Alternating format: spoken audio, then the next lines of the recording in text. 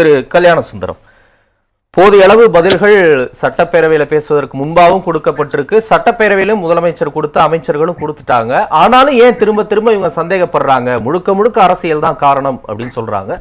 உங்க பதில்? ஆமாங்க, அதாவது இன்னைக்கு முதலமைச்சர் முதல்ல அவர் பேச தொடங்கியது என்பதே, அதாவது இந்த கரூர் சம்பவம் நடந்ததுல இருந்து இப்பொழுது வரைக்கும் திமுக தரப்பில், ஆளுங்கட்சி தரப்பில் ஏதோ ஒரு வகையான ஒரு பதட்டம் இருந்து கொண்டே இருக்கு. இவர்கள் என்ன செய்யறாங்கன்னா, மரபு சார்ந்து இருந்த எல்லாவற்றிலுமே மாற்றத்தை கொண்டு வருகிறாங்க. அது சட்டப்படி தப்பா அப்படிங்கிற கேள்வியை உடன் கொண்டு வந்துடுறாங்க. சட்டப்படி தப்புன்னு யாரும் சொல்ல, மரபுப்படி நீங்கள் நடந்து கொள்ளவில்லை என்பதே உங்கள் பதட்டத்தை காட்டுகிறதுன்னு நாங்க சொல்லிட்டே இருந்தோம். இன்னைக்கு நேரமில்லா நேரத்துல முதல்ல எதிர்கட்சி தலைவர் அந்த கேள்விகளை வைத்து எது குறித்து எதிர்கட்சி தலைவர் கேட்கிறார் என்பதை சொன்ன பிறகு முதலமைச்சர் பேசியிருக்க வேண்டும். ஆனால் முதலமைச்சர் முதலாகவே அவர் பேசுகிறார், அவருக்கு அனுமதி வழங்குகிறார் மரியாதைக்குரிய அவைத்தலைவர். அப்ப இதை அண்ணா திராவிட முன்னேற்ற கழகம் கேட்கிறது, எதற்காக உங்களுக்கு இந்த பதட்டம் என்று. முதலமைச்சர் பேசிய உரையிலே நிறைய சிக்கல்கள் இருக்கு. இப்ப மரியாதைக்குரிய எழிலரசன் கூட குறிப்பிடுகிற போது சொல்லுகிறார், அந்த காவலர்களினுடைய எண்ணிக்கையில மாறுபட்ட கருத்து, முரண்பட்ட கருத்து வருகிறது. முதல்ல 500 காவலர்களை கொடுத்தோம்னு சொன்னவர் யாரோ சாதாரண காவல் அதிகாரி அல்ல, ஒரு ஏடிஜிபி சொன்ன விஷயம். அவரை கொண்டு உட்கார வச்சு பேச வச்சது இந்த அரசாங்கம் தான்.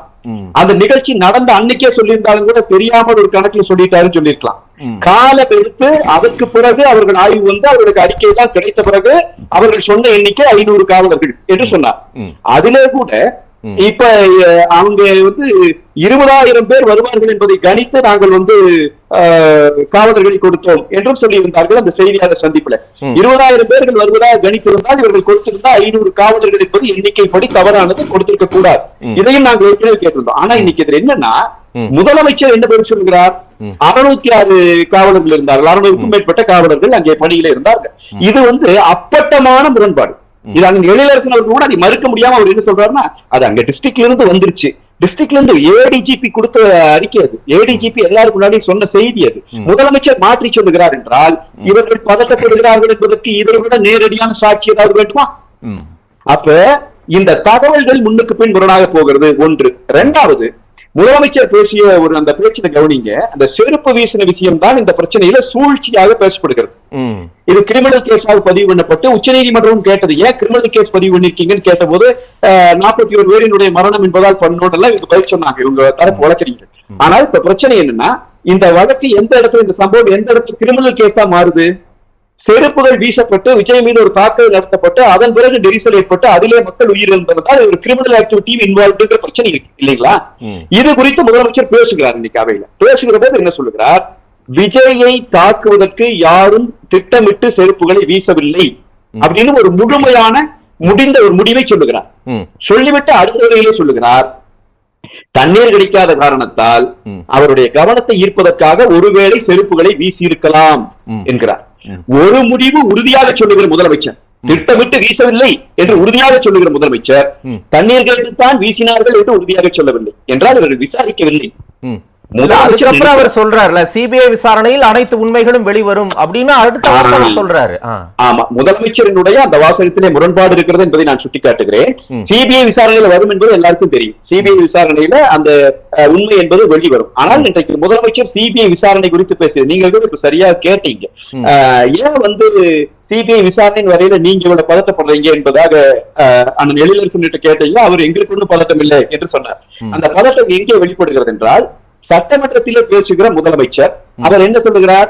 சிபிஐ விசாரணை வந்தால் உண்மை வெளியே வந்துடும் என்று பேசுகிறார். ஆனால் நீங்கள் கவனியுங்கள், சிபிஐ விசாரணை கொடுக்கப்பட்ட உத்தரவு கொடுக்கப்பட்ட நாளில் இருந்து தொலைக்காட்சிகளிலே மற்ற ஊடகங்களிலே பேசுகிற திமுகவை சார்ந்த திமுகவினுடைய செய்தி தொடர்பாளர்களும் சரி, அவருடைய அனுதாபிகளும் சரி, சிபிஐக்கு வழக்கு மாற்றப்பட்டதற்கான ஒரு உள்நோக்கத்தை கற்பிக்கிற வகையிலே தான் தொடர்ச்சியாக பேசுகிறார்.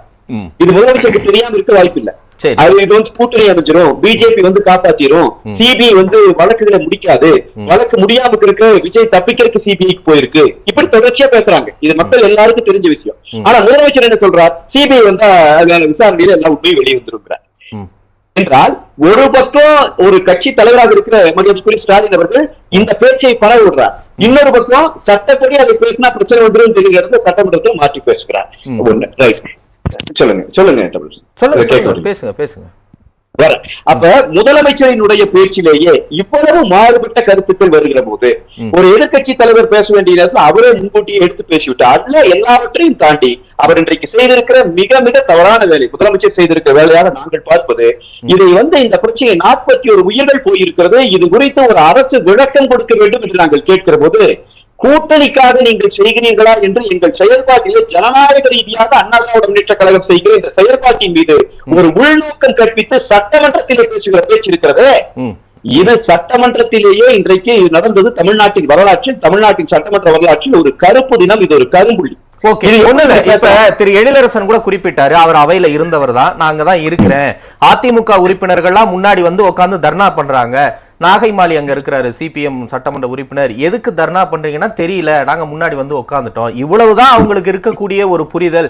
அப்ப எதையாவது ஒண்ணு பண்ணி, இப்ப முதலமைச்சர் கூட குறிப்பிடுறாரு, அதிமுகவினர் கலவரத்தை ஏற்படுத்த வேண்டும் என திட்டமிட்டே வந்துள்ளனர் அப்படின்னு அவையில இருந்த சாட்சியா அவர் சொல்றாரு. என்னன்னே தெரியாம இன்னைக்கு தர்ணா பண்றாங்கன்னா அப்ப இவங்களுக்கு என்ன நோக்கம் அப்படின்னு அவர் கேட்கிறாரு.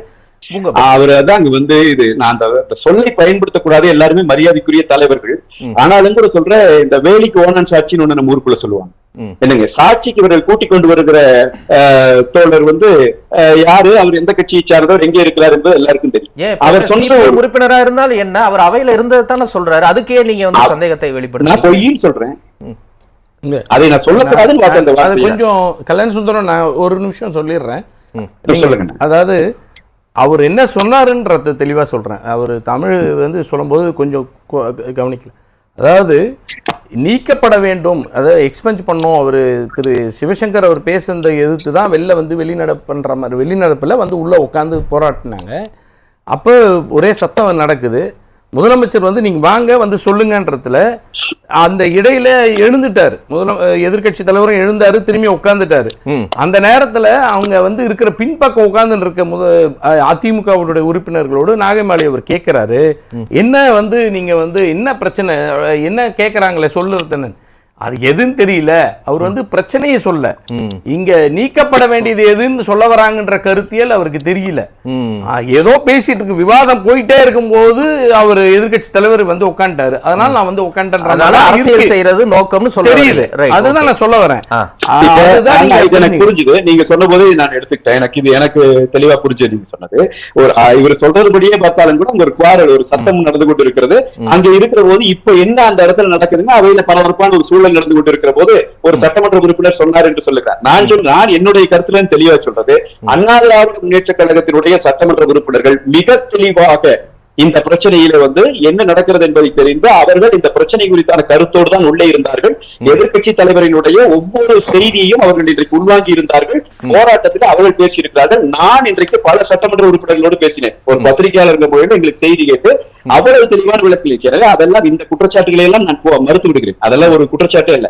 என்னை பொறுத்த வரைக்கும் முதலமைச்சருக்கு இருக்கிற இந்த பதட்டம், முதலமைச்சருக்கும் ஏடிஜிபிக்கும் இருக்கிற முரண்பாடு, இவையெல்லாம் அரசாங்கம் தவறு செய்கிறது என்பதை சுட்டிக்காட்டுகிறது. இல்ல அவர்கள், அதாவது உங்க கட்சியை சேர்ந்தவங்க பாதிக்கப்பட்டிருந்தா கூட இந்த அளவுக்கு குரல் வந்திருக்குமான்னு எனக்கு தெரியல. ஒருவேளை மெகா கூட்டணின்னு உங்க சொல்றாங்க, எப்படி கூட்டணி அமைச்சாலும் மக்கள் தகுந்த பாடத்தை புகட்டுவார்கள் அப்படின்னு உங்களுக்கு தாவேக்கா விட அதீத ஆர்வம் வெளிப்படுதா முதலமைச்சர் சொல்ல? முதலமைச்சரோ அமைச்சரோ அவங்க வெளியில ஒரு பொதுக்கூட்ட மேடை போட்டு அவர்கள் கட்சி சார்பாக பேசியிருந்தார்கள் என்றால் நாங்கள் கட்சி சார்பாக அவருக்கு பதில் சொல்லிட்டு போயிருவோம். ஆனால் சட்டமன்றத்திற்குள்ளே ஒரு முதலமைச்சராக இருக்கிறவர், அவர் எனக்கும் முதலமைச்சர், எதிர்கட்சி தலைவருக்கும் அவர்தான் முதலமைச்சர்.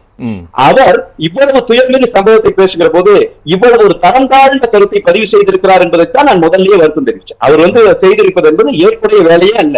கூட்டணி குறித்து, கூட்டணிக்காகத்தான் அப்பதான் இந்த பிரச்சனையே நடக்கலையா? 47 பேர் பலியாகவே இல்லையா? ஒரு எதிர்கட்சி அதை பேசவே கூடாதா? எங்க கட்சிக்காரனுக்கு நடந்தா தான் பேசணுமா? மக்கள் செத்தா நாங்க பேசக்கூடாதா? எதிர்கட்சியின் வேலை என்ன? அரசு செய்கிற பிழையை சுட்டிக்காட்டுவதும் அரசுக்கு முறையான யோசனைகளை கொடுப்பதும் தான் எதிர்கட்சியினுடைய வேலை.